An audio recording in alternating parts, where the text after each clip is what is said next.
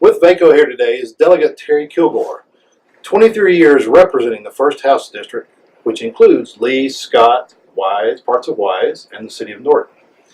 Also Chairman of the House Commerce and Labor Committee, and a friend of local government. The 2000 session, Delegate Kilgore, the 2000 session is winding down. And how would you characterize the session so far?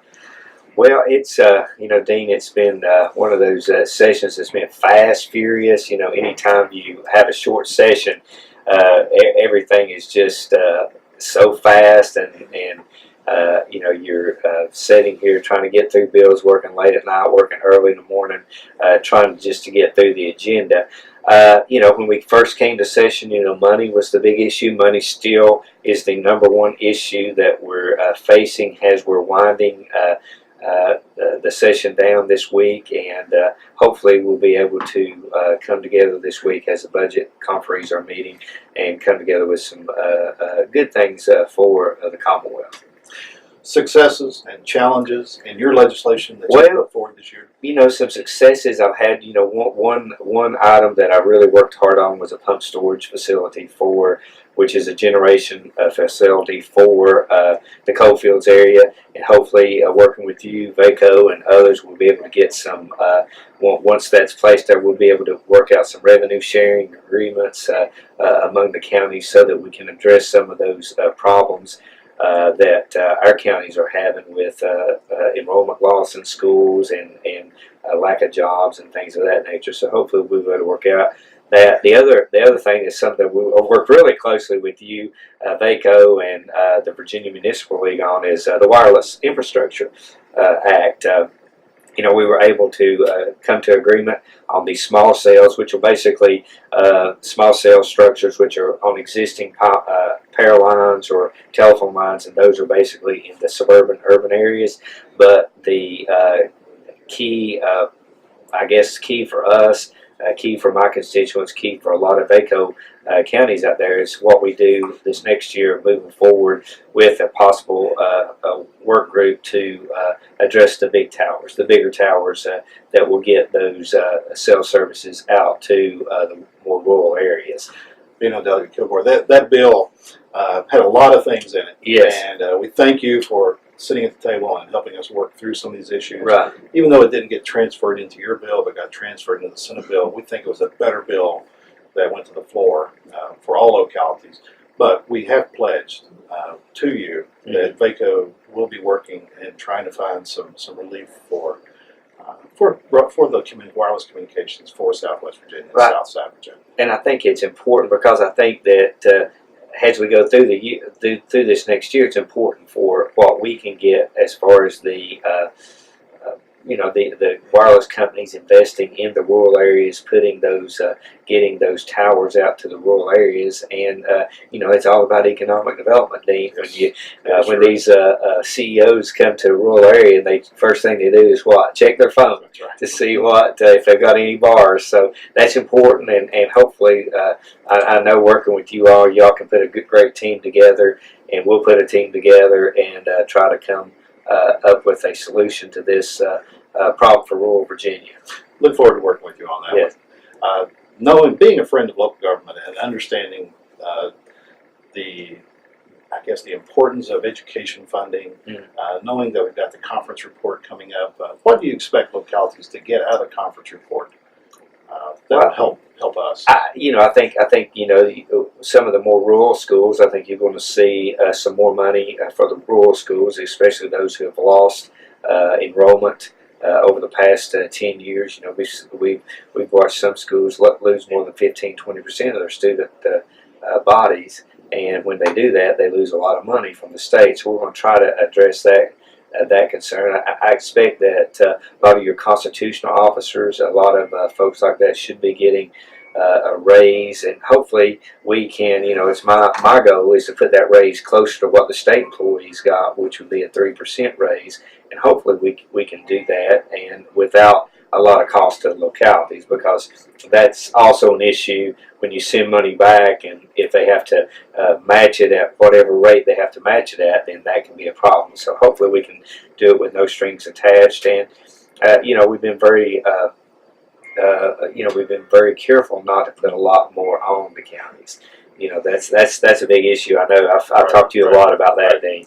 Well, the House proposal actually, as far as K-12 funding, doesn't really put a lot of strings on local government. Right. It's really just kind of money that the localities can use as they see fit, because a lot of localities have given those raises to teachers, and I think the House proposal will allow those localities to be reimbursed for that they've already planned or they've already given. So it's a pretty good proposal out there as far as the House. Well, we just have to make sure that the fewer strings we have. I think most counties will do the right thing. If we give money back, they'll give raises and things of that nature. But hopefully, we'll get through this without a lot of strings this week. So we'll see how that goes. Looking forward to the conference report. Also, the session's winding down, and we look forward to work in the off season. And as you're chair of the Tobacco Commission, and I know that you have been very busy all year long in developing economic development opportunities for Southwest Virginia. What issues do you think that you'll be taking up this year, whether it be the chairman of the Tobacco Commission or working regionally through some economic development? Yeah, one thing that we're doing, Dean, is in Southwest Virginia, we're going to up our marketing game. Our marketing game needs to be increased. We need to go out to the more, we need to be overseas. We need to be in the Asian market, need to be in the European market, focusing on those individuals, those companies that want to come back to the United States. And with the current administration, there's a lot of that going on right now. We need to make sure that we're there and we have the money to do that. So I'm looking at VCEDA and Tobacco Commission money to help us with marketing in Southwest Virginia, the 7 coal counties. Now, VCEDA is the Virginia Coalfield Economic Development Authority. Yes, VCEDA, Virginia Coalfield Economic Development Authority. So what we're going to do is take their money, match it with Tobacco Commission money and some private money, and try to get a good marketing plan for Southwest Virginia. And the Southwest legislators have also met with VEDP, the new executive director there. Very impressed with what he plans to do for Virginia, and we've talked to him. He's from rural Virginia. He's from rural Louisiana. Rural Louisiana, and he had some great stories about Louisiana and what they did for rural Louisiana. But one thing that he wants to focus on, which we really want to focus on also, is workforce and training that workforce. So if we do have a big company want to locate in Southwest Virginia, that we actually have the welders, the machinists, those individuals, those skilled positions to address the company's needs. So we've got a lot to do over the next 2 or 3 years. But as you and I both know, Dean, we can't wait. We're suffering right now. We got to move forward.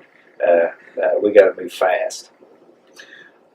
Kind of changing gears just a little bit. This weekend, hot political news came out. Speaker Howell will now be running for re-election after many, many years. 16 years, I believe, as Speaker of the House. And for you, what's it like having to working with Speaker Howell these last? You've been here 23 years. Yeah. Working with, I guess, the Speaker for the last 16 or 17. Yeah. How will this impact the leadership of the House of Delegates? Well, of course, there are going to be changes. I know we're going to miss Speaker Howell. Well, there are going to be a lot of changes, but Bill, he's a great friend, and he's been a good supporter of VACo and the counties. Bill is just one of those, human beings that you just like automatically. I remember when I first came here in my first session, '94. Now he was a friend. We'd go out to dinner. At that time, we were in the minority, so we didn't have a lot to do. So we'd go out to dinner, just talk and stuff, and got to know Bill. And I've traveled around with him to a lot of these national meetings, and Bill is the real deal. He's just a genuine person. He's a great guy, and he loves Virginia, and that's what you want in leadership. And hopefully, as we get through this week and this fall, that we'll have some good, but we'll continue to have good leadership in the House. I know there's going to be probably different faces, but I think I think we'll be able to How, get some. how does that process work? I think the process will work. You know, there'll be an election, probably. It could be sooner rather than later. Usually, it's in right after the election in November for the speaker. But it may be sooner that we say that, hey, this individual is going to be the speaker elect, and you know that could be as early as this week. Who knows? But or it may be at the veto session. But you know, we've not been in this situation before, so we don't know. It's a little bit different situation right now. So, but. You know, I'm sure that you know we'll have a great speaker and a great you know leadership team as we move forward into next year, because we do have a lot of issues facing Virginia, a lot of things we have to do, a lot of you know job creation. Got to continue to be education. You know, have world-class education here for our students, and so we'll get there. I want to thank you for being a supporter of local government, county governments in Virginia. You've been a great friend. Oh, thank you, Dean. A fellow alumnus of Gay City High School. Gay City High School, yes. It's fantastic for what you do for Southwest Virginia. Yeah, it's a lot of people what don't. You do for county governments. A lot of people don't realize that you know we're 5.5 hours, 6 hours away. Yes. And due south of Detroit, Michigan. So a lot of people don't realize that the state is the state's that big. And I've heard people up here say, "Yeah, I'm coming to Southwest Virginia. I'm gonna make it to Lexington." You go, Lexington?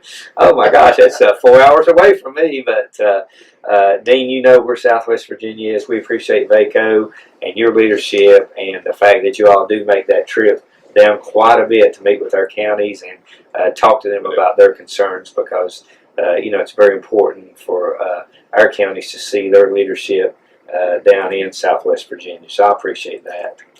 Thank you for sitting down with VACo today. Thank you.